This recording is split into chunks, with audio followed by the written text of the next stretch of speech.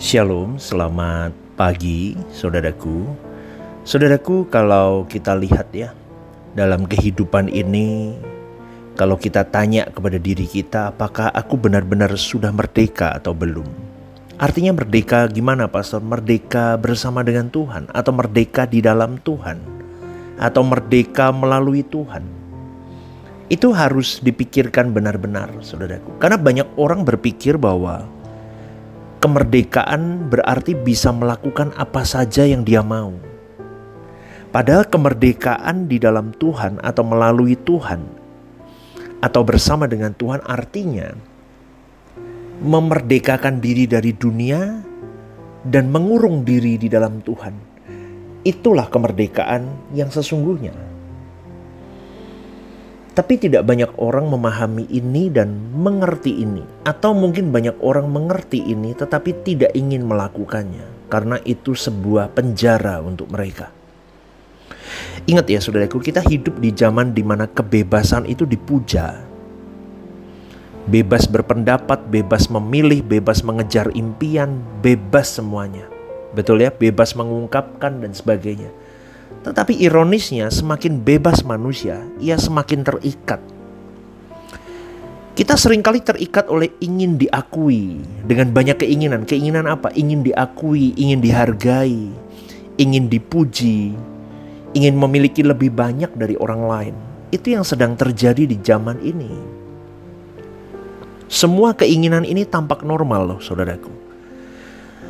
Tapi bila tidak dikendalikan, keinginan itu berubah menjadi tuan yang memperbudak kau dan saya. Tuhan Yesus berkata dalam Yohanes 8 ayat 34, setiap orang yang berbuat dosa adalah hamba dosa. Artinya, siapapun yang hidup dikuasai oleh keinginan dagingnya, meskipun dia tampak sukses, tampak bebas, sebenarnya dia sedang terpenjara di dalam dirinya sendiri. Atau kalau dalam bahasa saya, banyak orang terperangkap di dalam keinginan dagingnya.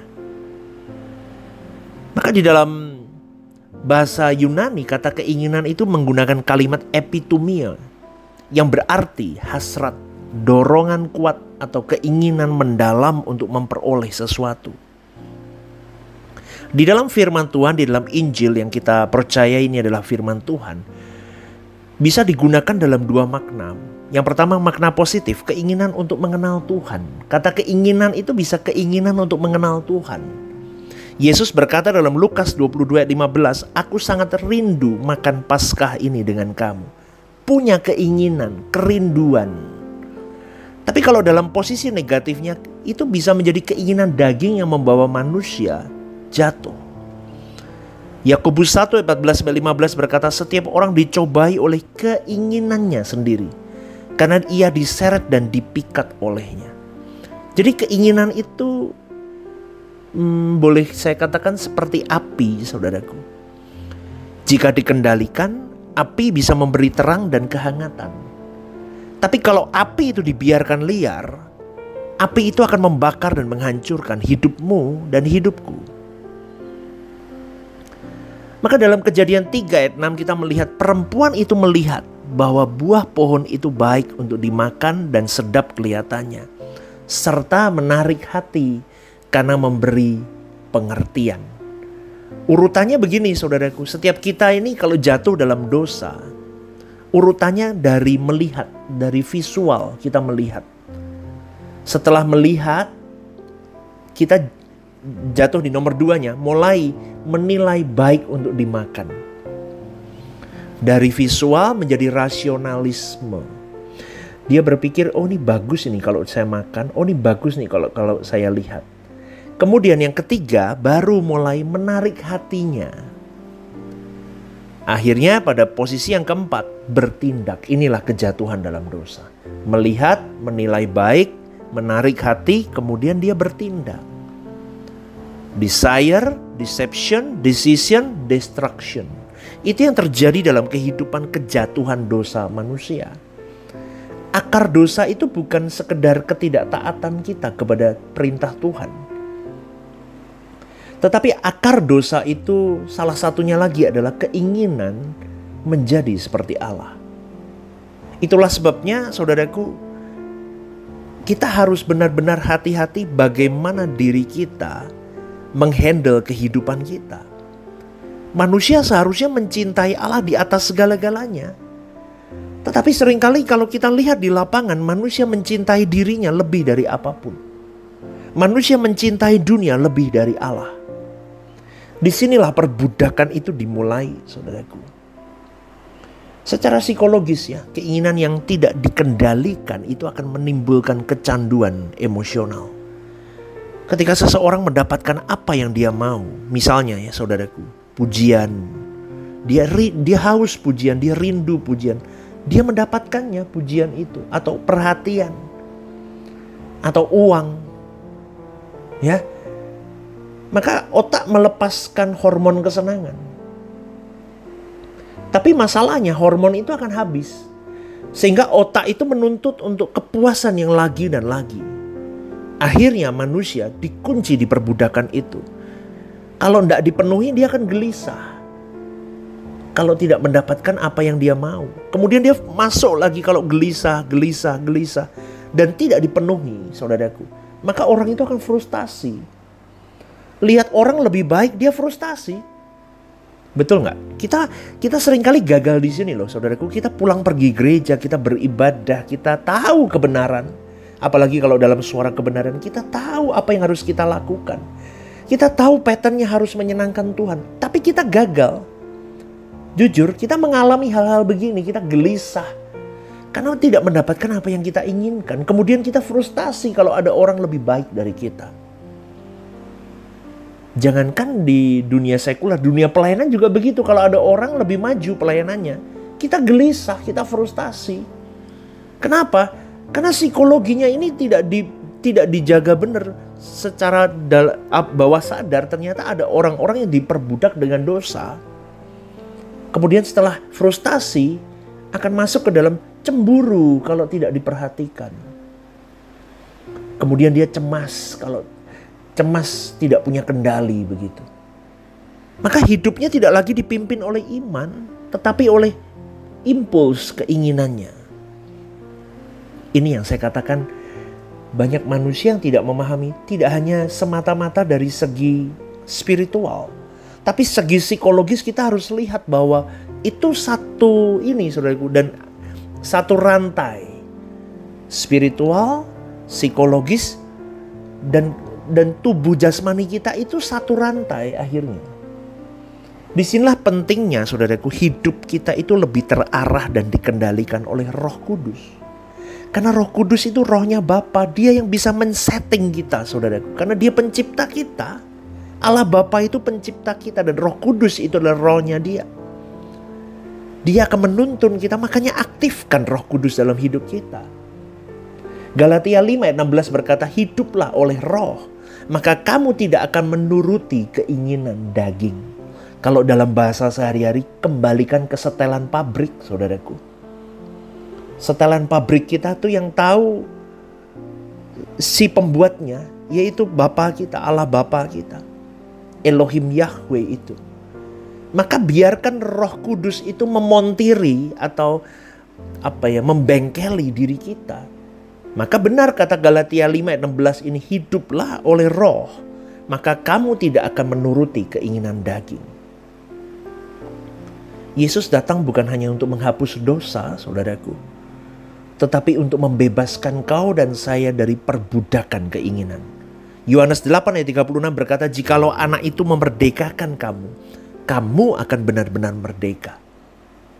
Tinggal kita mau enggak respon kita, saudaraku.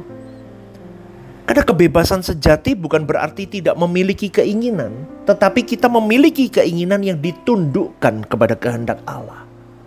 Maka pikiran, perasaan, dan kehendak kita harus benar-benar dikunci seperti Yesus itu berpikir. Bagaimana berperasaan Yesus itu?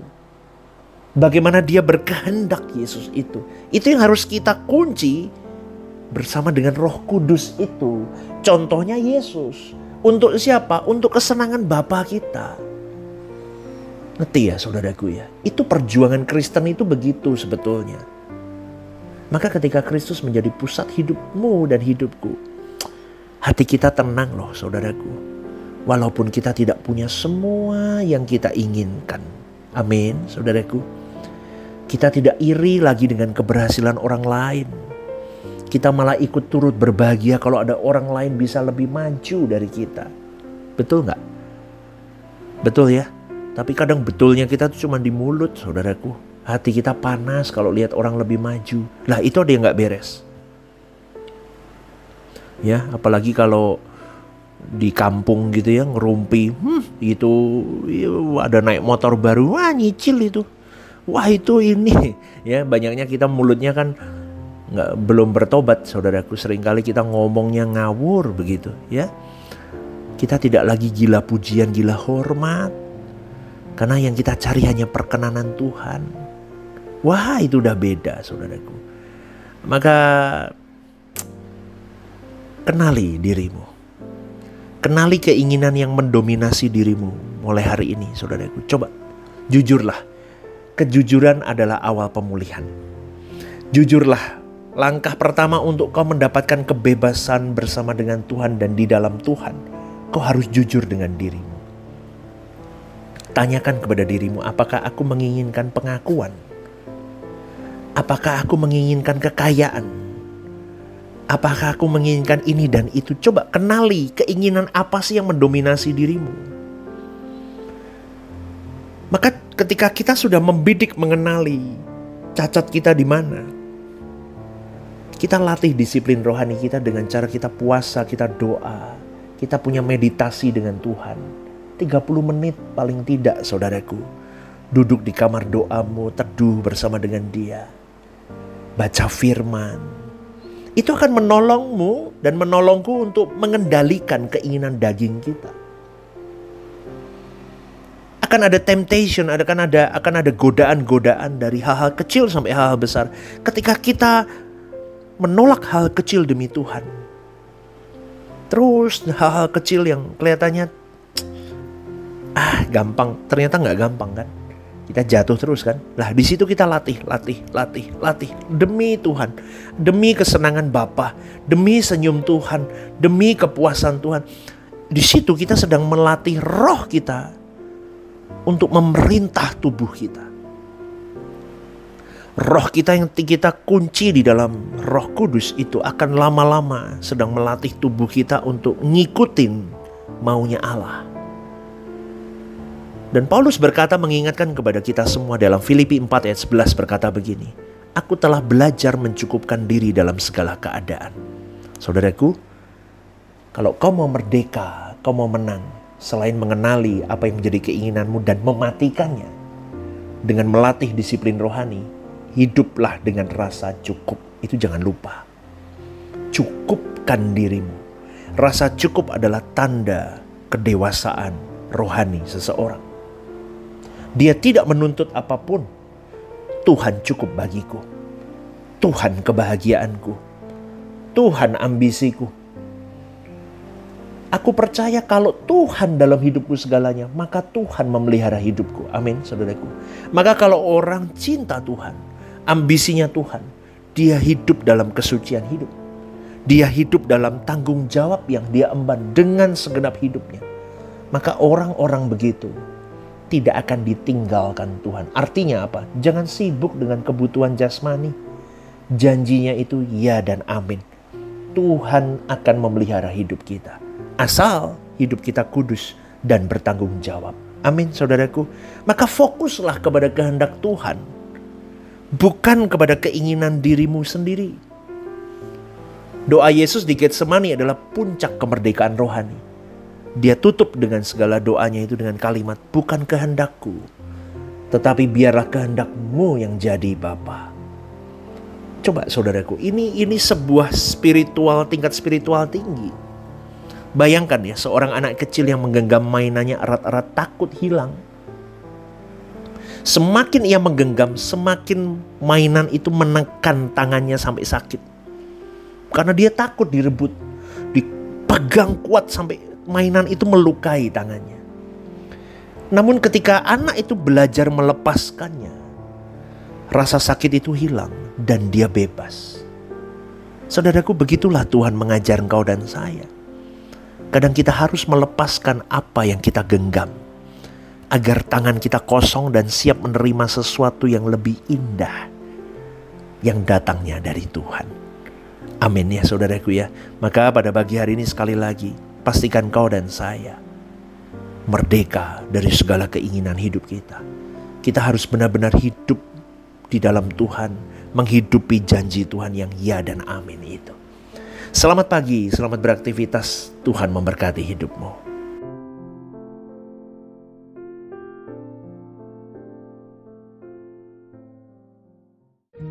Ibadah Suara Kebenaran setiap hari Rabu jam 6:30 malam di Gereja Sentral di Mall Lantai UG. Ibadah Raya setiap hari Minggu jam 10 pagi di Gedung Gereja Sentralan Mall Lantai UG, disertai ibadah anak dan teens.